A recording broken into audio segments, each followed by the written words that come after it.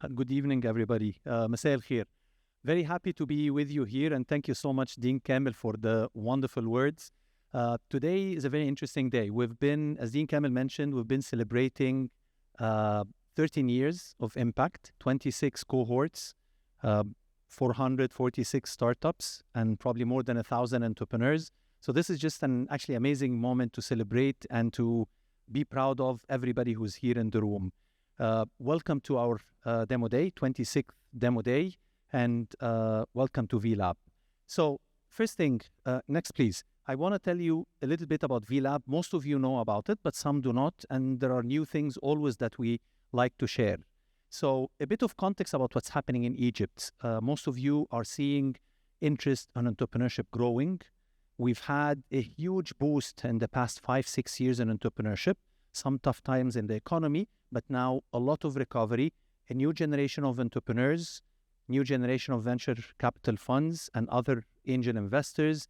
We're starting to see different level of interest from the government. We're starting to see regionalization happening. We're starting to see some changes in regulation. And now with AI, we're starting to see faster, smaller teams, very agile, that are getting into new areas. So this is a very different landscape from what it was 2019, where there was a point of inflection, and probably even a different landscape from what we had 3 years ago.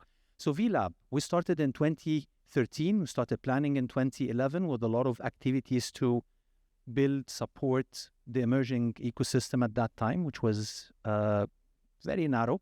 And our mission is twofold. One is to support our entrepreneurs as they build and grow their companies and startups. And the second one is to connect them with the university. We're part of AUC, which brings a lot of value through faculty, professors, campus, students, alumni, and we always want to make this connection. Next, please. So for VLab, we have a lot of programs. Our flagship programs are basically our accelerator and fintech accelerator. This is the core of what we do. But we also had other programs, AUC Angels, which we're trying to revamp now that the economy is picking up. We supported the EU ecosystem through IncuDev, which is a training program for the ecosystem. We're starting to get interested in deep tech. The space is transforming. We've had a couple of really amazing startups, and I think people are looking at deep technology, science-based startups. There are very few, but if you are in that space, please connect with us. This is an area that we're growing into. We had a program, our first round of a Women in Tech program, and now we're also starting a Women Fellowship that is supporting women leaders in the ecosystem, whether they're entrepreneurs or from the ecosystem, to actually connect and grow their leadership skills. And we had the Launchpad, which is targeting early stage ideas. All of those are programs that we are building or we used on ad hoc basis, but this is our core acceleration program. Next, please. Okay, so what have we done so far? 26 rounds, cohorts, 446 startups, more than 1,000 entrepreneurs, more than $370 million. And this number is probably an underestimate. I think we've exceeded the 400 million, but some are undisclosed investments. More than 12,000 jobs created. And again, probably that number has grown substantially. We're waiting for some updates. And more than 50 strategic partnerships. And we're very grateful to our partners many of them are here in the room with us. Next, please.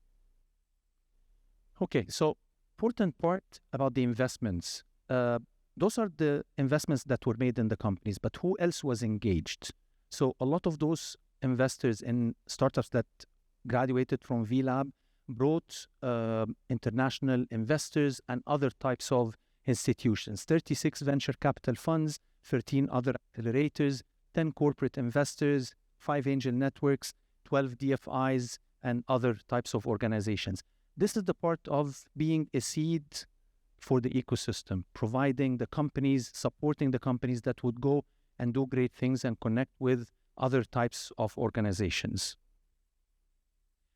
This is just an example of some of our partners. Very grateful for them. Those are the ecosystem partners that we have in Egypt, and many of them have been our supporters for many years, and very happy to get their support, whether it's in education, in investments, in corporate, in job creation, in policy. So this is the ecosystem that we're very happy to support and be proud of. VLab has been recognized internationally, a lot of awards, but we're very proud that we've always been the top startup accelerator, university-based accelerator in Africa and the Middle East, and different organizations, different points in time. But this tells us that what we're doing is very special and that our entrepreneurs, who are actually the ones who are bringing this impact for us, are also very special. Now, some of those names, those are our graduates, some of them are our graduates, and some of those names are companies you would actually recognize. And we're always happy to keep updating and adding to this list. And some of them have become household, some of them are working in specific niches. So those are examples of companies in different sectors: healthcare, fintech, agri-tech, what else? Real estate, AI. It's just amazing to look at the list and look at what those companies are doing right now. Okay, last thing, Dean Kamel has thanked our startups, but we can never do our partners and sponsors, and we can never do enough of that. This program is supported primarily partners. We have, when started with the Arab Africa International Bank, they're one of our co-founder partners. 2013, we launched with them. CIB was our partner in launching the FinTech Accelerator in 2016. Now, happy to have Raya with us and Ayman pushing in multiple sectors, starting with FinTech and then getting into others. Apache has been our supporter for several years, and the Danish Arab Partnership Program with all the supporting entities being with us. And we also have had previously many sponsors that we're also very grateful for their continuous support. Okay, and of course, is having our team. Very happy to have a fantastic team that's working with us, and we'll get to the thank yous and the name probably at the end of the day. So now, this is what we are and what we're doing. One of the things we also like to do is to recognize people who are leaders in this industry. There are many people who've been supporting it, but there are few people who've had really outstanding impact. Those people have had leadership, pushing that space. They've had vision, looking at something and building it consistently, persistently over a year, creating impact, really building something that's valuable and making people's life better. And then at the end, having the right values. They're really honest, sincere, they care about who they work with, they do their business in an ethical way. And those are people we really want to push them every time, especially the values parts. Now, the VLab Award, we give it every year. We want to recognize our awardee today is a dear friend and someone who's been in this industry for a long time. She started in a family business for 30 years. And from that family business, she was very about education, about innovation, about impact. From there, she mentored a lot of and startups. She's the CEO of one of our leading companies in Egypt, publishing companies, and also founded a whole ecosystem for the educational system, for the educational space. She's also a board member, very recognized leader in the industry, has also been part of many of the prime ministerial committees that are shaping the policies in Egypt, and someone who's really, and she's also invested in many startups, but someone who's really sincerely worked on building that ecosystem in the education space. And let me just say, before she got into that space, a lot of people were looking at fintech and other sectors. EdTech was always not on the map.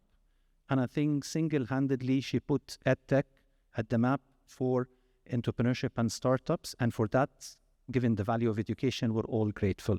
So let me introduce our dear friend and our D for today, Dalia Ibrahim, CEO of Nahdat Masr Publishing, and the founder and CEO of EdVenture, to receive the VLab Award, joined by Dean Sharif Kamel.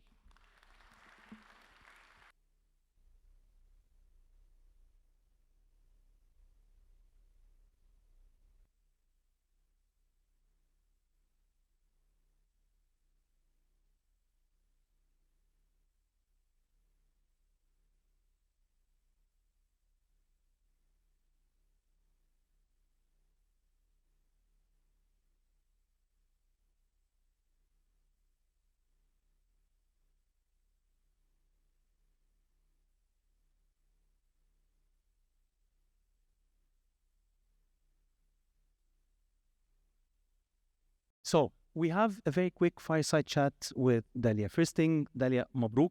We're very proud of your accomplishment and thank you for being who you are and being a dear friend. So let me ask you first, tell us a little bit about Adventure, since entrepreneurship is our focus. What is it? What's your vision? Where did it start? What's the story? First of all, allow me to thank you very much and thank Dean Kamel for this recognition. It means a lot for me, actually. I'm an AUC graduate 3 times. So this is my home, this is my place. I owe this place a lot because actually education is everything. And during my study at the AUC, it built my mindset and the way I think about my life generally and of course about the business because I'm a graduate of School of Business. So I have to thank all the AUC staff and of course my professor and friend, Dr. Ayman. From where Adventures, we started Adventure, the idea from where actually, yes, I'm the 3rd generation in one of the biggest organizations in Egypt that works in publishing and education. But I was very passionate about what I was doing. I felt the great responsibility that I want to really do an impact and try to affect people's life. So from this concept, we moved from the concept of just traditional publishing, adding on some companies in the group, from software company to animation to magazines, etc. But actually, this was not enough. In these first companies, I was just a co-founder, supporting my father in the expansion with a great vision. But I felt very responsible about the future of Nahdat Masr and education generally. And this was back then when I was studying at the Executive MBA, 2013, 2014, where we met for the first time and you taught us entrepreneurship. And this was the first time to be introduced to the ecosystem of startups. When I noticed this ecosystem, I felt very responsible to give back. I felt that I have knowledge. Back then, I was the CEO of Nahdat Masr. I took the lead mid-2011, a very tough time. And I decided to make a second master degree, not a PhD, in order to gain more knowledge and to update myself and to see how I can move the company to a different stage and make a real leap and change management. And this happened through the Executive MBA. During this journey, I noticed the ecosystem of entrepreneurship. I felt that I have the knowledge from the Executive MBA and some experience on the ground. Why shouldn't I give back? So I started as a mentor, and the first company I mentored them, they won the award of Injaz. So I felt this is a destiny. I have to continue supporting this ecosystem.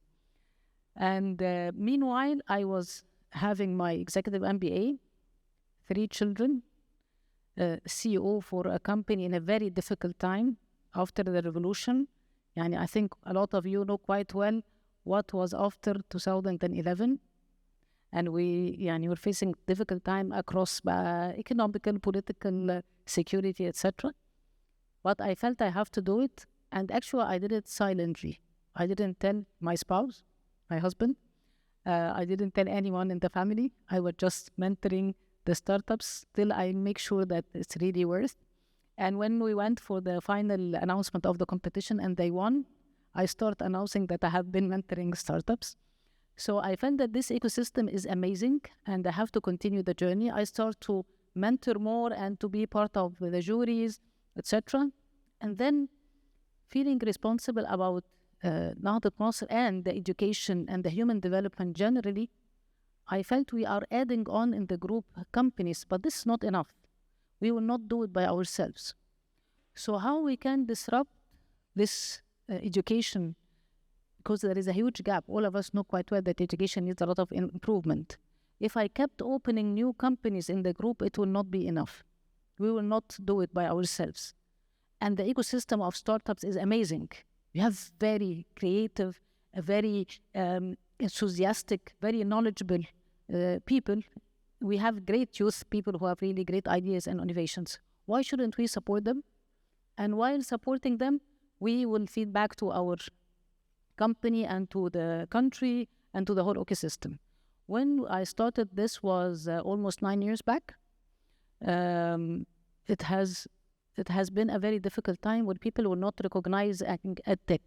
Edtech was not on the map. So to start adventures, it was a bit weird. There is no startups. There weren't enough startups. So I had to start by an incubation. So I started by an incubator, then an accelerator, then the investment. So this was a new thing, to take the startups through the channel of incubation, acceleration, investment, and then we invest in the good startups that we really feel that they are strong and that are going to grow quite well. We supported till today 108 startups. And thank God we managed to build an ecosystem. We started to create awareness, to sponsor even events, to make a special tracks for EdTech, to raise the awareness of and the importance of EdTech. And during this journey, what is really nice about what has been happening is that we really created an ecosystem. Startups have been supporting each other. The experience have been exchanging experience, making partnerships. So we managed to build such an ecosystem, and a lot of our startups, mashallah, have been taking several rounds of investment, great success stories. And I'm honored to receive this year the Investor of the Year through by the great organization, which is the Global Startup Award, which it's a Norwegian organization that gives international awards, and of course local. We received first the African, Middle East, and then we were finalists. To tell you the truth, I was not expecting to receive the global award, and then they announced during the event that we are the Investors of the Year because of the impact that we have been doing. It's amazing, amazing story. So, very briefly, tell us about 2 or 3 startups that you're really proud of that have created amazing impact. Okay. I have actually several startups, but I will tell you about the startups that have been through the journey from the incubation phase. Okay, I'll take them from incubation phase. For example, we have a very well-known startup called eYouth. eYouth, Mustafa, he's from one of our governorates. So I was very amazed that he's not from Greater Cairo, as we got to use this. He started with us in an incubation and acceleration phase. He's supporting training programs and career readiness and development. And mashallah, he's now present in more than 23 countries. He has a company in UAE. He has another company in Saudi Arabia. He has several rounds of investment, and we are expecting, inshallah, he might an exit or an IPO in a year and a half or so. He mashallah, managed to train tens of millions of youth and helping them to be employed. That's amazing. Dalia, based on all what you've done, now you're really anchored in the education space. Tough question, but tell us, where do you see that edtech and educational space growing in the next 5 years, especially with all the AI and all of these things? What's your vision for that space? And where do you see Egyptian startups, if someone, an entrepreneur here is thinking, I want to get into that space, where do you see the opportunities? Okay. Some people think that edtech, with the disruption of AI, might not find a great future. On the contrary, actually, I see that the future is with edtech, not being biased. I will tell you why, and you will find the logic behind it. Now, what we are facing is a real disruption in all the industries. It's not only in edtech, it's across all the industries. When we talk about employability, it is not about a certain job. It's all now about skills. When you talk about education, it's not about knowledge. Knowledge is everywhere. So it's all about how we are going to develop the skills. We used to graduate from schools or universities, and we feel very proud. I have a bachelor degree or a master degree or a PhD, and this is enough. And khalas, we reached the top of the ladder by having a PhD. This is enough. I will not study anymore. I think that all of us has to develop every day. Because if we do not develop, careers are changing, we are lacking behind. So edtech is essential for the human life across all our journey. We have to develop all the time. This is one thing. The other thing, when we change positions, we used to be stable in a certain position with some skills, and it's fine to keep like this for 5-6 years. Things will not continue to be like that. No, the market will change, the positions are changing, the skills required are changing, and the jobs themselves are changing.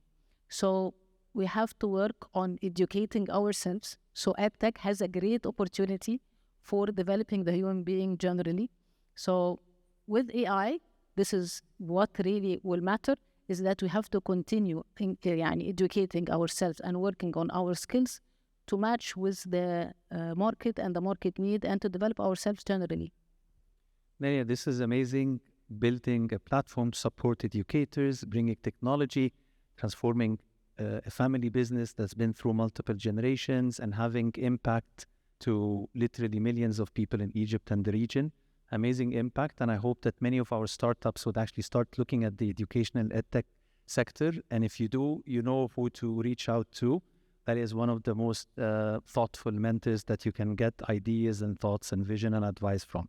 Thank you for everything you're doing. And I hope you join us in looking at the new cohort of startups. Thank you. I am the one who should thank you very much. Thank you.